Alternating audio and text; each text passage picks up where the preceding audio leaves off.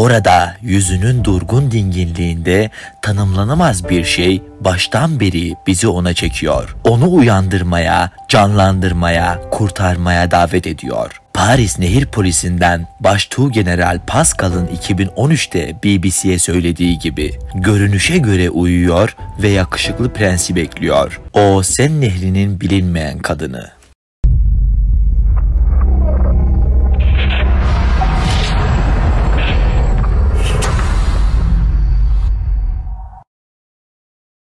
Adının ne olduğunu kimse bilmiyor. Yaşını ve geçmişini bilmiyoruz. Hayatının onu Paris'e nasıl getirdiğini ve Sen Nehri'nde boğulmasına nasıl terk ettiğini bilemiyoruz. Ancak 19. yüzyılın sonlarında cansız bedeni o bulanık sulardan çıkarıldığında sonsuza dek Lincoln de la Seine, yani Sen Nehri'nin bilinmeyen kadını olarak bilinen kız. Ölümüyle ilgili şaşırtıcı yeni bir hikaye başladı. Bu tuhaf ikinci bölüm kimsenin tahmin edemeyeceği gerçeküstü bir dipnot. Eninde sonunda kendisininki çok trajik bir şekilde kısa kesildikten sonra bile milyonlarca hayatın kurtarılmasına yardımcı oldu. Yoksa öyle miydi? Lincoln'un ölümcül boğulmasından önce ve sonra başına gelenlerin tam tarihi bir araştırma konusudur. Biri yıpranmış hayali bir Paris efsanesiyle örtülüdür. Ancak bundan sonra belki de 150 yaşında olan bir masalın en sık anlatılan versiyonu yer alıyor. Öldüğünde yaklaşık 16 yaşında olduğu tahmin edilen Lincoln intihar etmiş olabilir.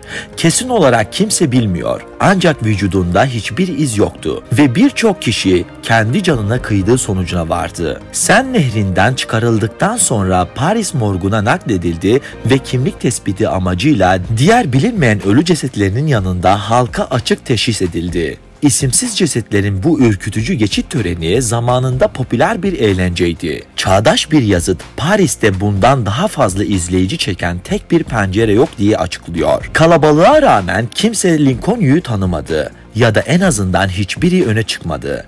Ancak cesedine bakan kalabalıklar tarafından kimliği asla tespit edilememiş olsa da bu onun fark edilmediği anlamına gelmiyor. Ölümünde bile sakin olan görünümü başları döndürüyordu. Bu kafalardan biri morgdaki bir görevliye aitti. Hikayeye göre o onun tarafından o kadar etkilendi ki yüzünün alçıdan yapılmasını emretti. Maske bir hit oldu. Çok geçmeden Lincoln'un cezbedici ölümcül sureti Paris'te, ardından Almanya'da ve Avrupa'nın geri kalanında hediyelik eşya dükkanlarında satılan kopyalarda yeniden üretildi. Filozof ve yazar Albert Camus tarafından boğulmuş Mona Lisa olarak tanımlanan bu bilinmeyen ölü kızın büyüleyici maskesi imrenilen bir kültürel simge haline geldi. Zamanla Lincoln'un donmuş yarım gülümsemesi şömine raflarında kaldı ve kıtanın her yerindeki misafir odalarında asılı kaldı. Sanatçıların atölyelerinde konumlandırılmış sessiz, hareketsiz bir model olarak bakılmıştı. Ancak büyülenen sadece eskizciler ve ressamlar değildi. Şairler ve romancılar da büyülendi. Bir noktada Lincoln, kötü talih ve suyun ağırlığı tarafından yutulan bir kalbi kırık kadın, kahraman için sayısız dramatik hikaye uyduran erken 20. yüzyıl yazarları için bir tür hastalıklı mem haline geldi. Müze arşivcisi Pinet 2007'de The Guardian'a gerçekler o kadar kıttı ki her yazar istediğini bu pürüzsüz yüze yansıtabilirdi diyordu. Suda ölüm çok romantik bir kavramdı. Ölüm, su ve kadın baştan çıkarıcı bir kombinasyondu. Bir eleştirmen onu döneminin erotik ideali görüşlerini ondan model alan tüm Alman kızları nesli için estetik şablon olarak nitelendirdi. Bu şöhret ve hayranlık patlamasının aydınlanmasından yarım yüzyıl sonra Lincoln öldükten 10 yıllarca yıl sonra doğmuş bir adamın yardımıyla yeniden başka bir şeye dönüştü. Adı Asmund Lerdahl'dı ve Norveç'ten bir oyuncak üreticisiydi. Şirketi tahtadan yapılmış küçük oyuncaklara geçmeden önce 1940'ların başında çocuk kitapları ve takvimler basmaya başlamıştı. Savaştan sonra Lerdahl seri üretime yeni giren yeni bir malzeme türüyle deneyler yapmaya başladı. Plastik. Bu yumuşak, dövülebilir maddeyi kullanarak en ünlü oyuncaklarından birini yaptı. Savaş sonrası Norveç'te uyuyan gözleri ve doğal saçları olan yılın oyuncağı olarak kabul edilen Annie bebeği. Uyuyor olabilirdi ama Annie Lincoln değildi. En azından henüz değil. Bir gün Lördal'ın 2 yaşındaki oğlu Tore neredeyse boğuluyordu. Babası müdahale etmek için acele etmeseydi, topal çocuğu sudan çekip suyu hava yollarından dışarı çıkmaya zorlamasaydı her şey çok farklı olabilirdi. Bu nedenle bir grup anestezi uzmanı Lördal'a yaklaşıp ona yeni geliştirilmiş bir canlandırma tekniğini göstermek için bir bebeğe ihtiyaçları olduğunu söylediklerinde karşılarında dikkatli ve anlayışlı bir dinleyici buldular. Bu araştırmacılar en önemlisi CPR yöntemine öncülük eden Avustralyalı doktor Peter Safar dahil Lördal tarih yazan bir projeye başladı. İnsanların hayat kurtaran teknikleri uygulamak için kullanabilecekleri yaşam boyu bir manken yapmak. Minyatür arabalar ve oyun bebekleri üretmeye alışmış bir oyuncakçı için gerçekçi, işlevsel bir manken yapmak zordu. Temel yaşam desteğinin fiziksel karmaşıklıklarını güvenilir bir şekilde gösterebilecek biri. Teknik sorunlar bir yana bu dev bebeğe nasıl bir yüz verecekti? İşte o zaman Lördal garip, esrarengiz bir yarım gülümsemeyi hatırladı. Kayınvalidesinin evinde duvarda asılı gördüğü dingin bir maske. Tabii ki Lincoln'yuydu.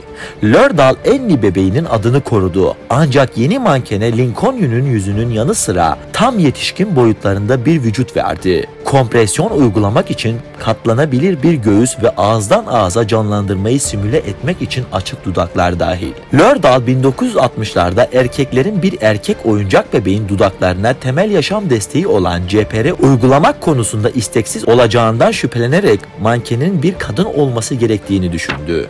Mankene Rescue Annie adı verildi. Amerika'da CPR Annie olarak biliniyordu. Neredeyse 60 yılı aşkın bir süredir ağızdan ağza canlı verilen bu inanılmaz sayı, Annie'nin tarihte en çok öpülen yüze sahip olduğu söylenmesinin nedenidir. Bugün Lördal şirketi CPR ile 2 milyon hayatın kurtarıldığını tahmin ediyor. İronik olarak bu kurtarmaların çoğu insanların diz çöküp Paris'ten bilinmeyen ölü bir kızın kopyası ile yüz yüze gelmelerinin nihai sonucuydu. Zamanla canlandırma replikası Lincoln'den ve 19. yüzyılın sonlarında Paris'in eski trendlerinden ayrı olarak ünlendi. Bunların en ünlülerinden birisi Michael Jackson'ın Annie'ye iyi misin şarkısıdır. Bu şarkıdaki Annie Lincoln'u hatırlatmaktadır. Ancak bugün birçok kişi Lincoln'un maskesinin kusursuz özelliklerinin boğulan bir kızdan gelebileceğinden şüphe duyuyor. Şüpheciler özellikle nehirden alınan bir cesedin yüzünün şekilsiz, şişkin veya yaralı olacağını öne sürüyor. Bazıları bildiğimiz maskenin bunun yerine bir kalıpçı için poz veren canlı bir modelden alınmış olabileceğini söylüyor. Daha sonra bir şekilde başka bir kızın efsanesine giren güzel bir yüz olmuştur deniliyor.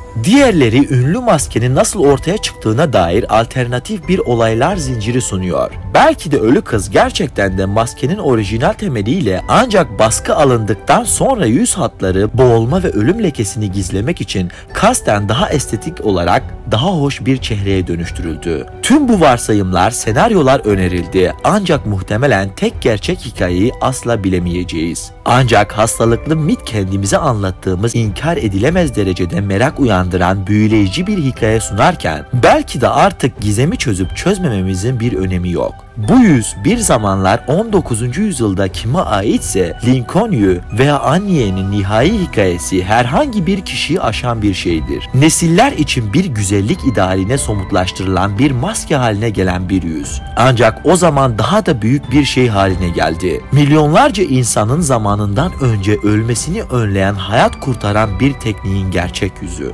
Orada yüzünün durgun dinginliğinde tanımlanamaz bir şey baştan beri bizi ona çekiyor, onu uyandırmaya, canlandırmaya, kurtarmaya davet ediyordu. Paris şehir polisinden Baştuğgeneral Pascal'ın 2013'te BBC'ye söylediği gibi, görünüşe göre uyuyor ve yakışıklı prensi bekliyordu. Daha fazla içeriğe ulaşabilmek için kanalıma abone olabilir, video isteklerinizi iletmek isterseniz Instagram hesabımdan bana ulaşabilirsiniz.